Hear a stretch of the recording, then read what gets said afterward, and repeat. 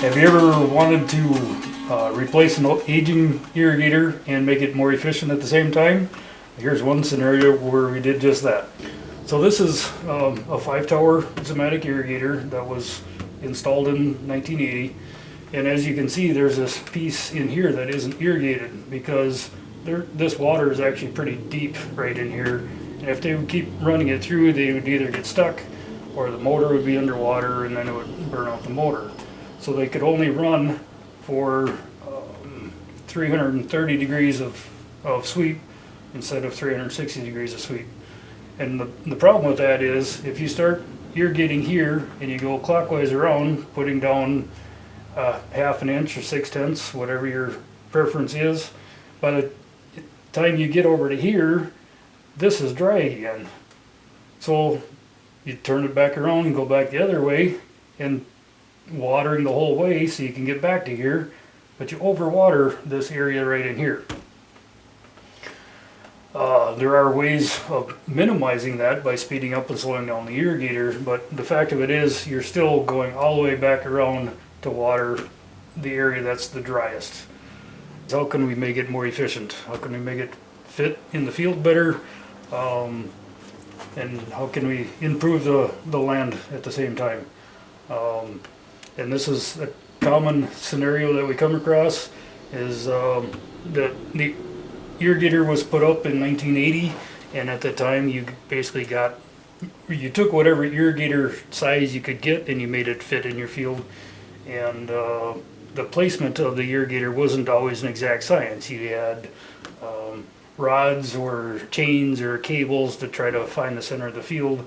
And a lot of times, you know, they got really close, but they're not exact.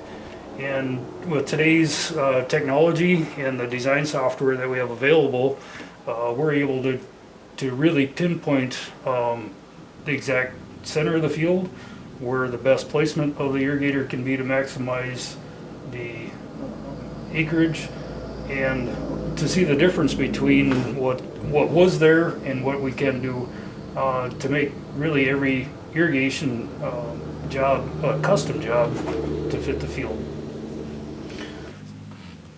This is the way the irrigator was designed, 5 towers with an 80-foot overhang. With just a few minor differences, we can go from this to this. We've got a 5-tower with a 44-foot overhang. We move the pivot point 20 feet.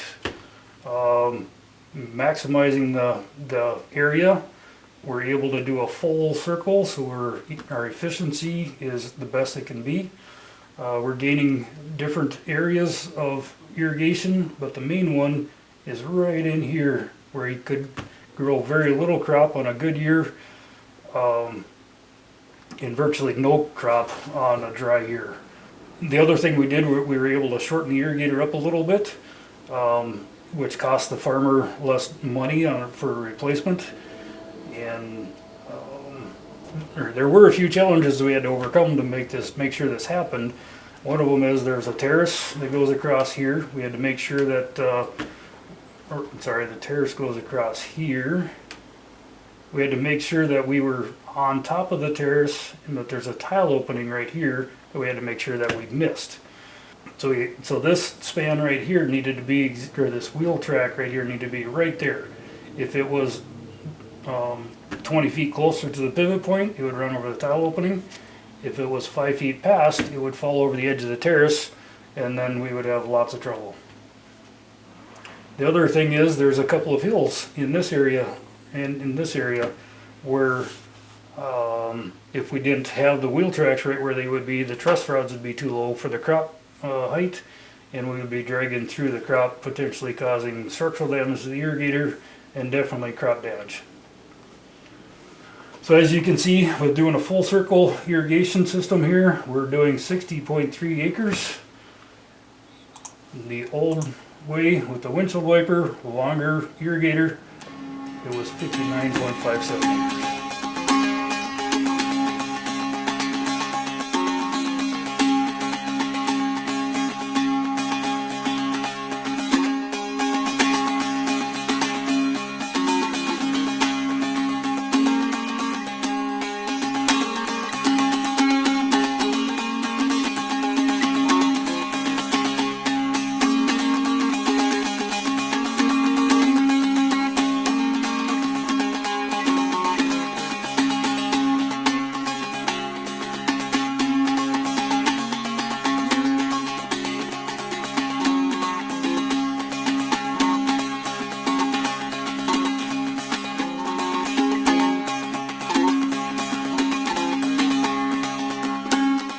if you have a irrigator that's in a situation where you think, yeah, I think we can do a little better, come talk to us. Let's put it on a map and we'll design it to fit your field and maximize your irrigation system.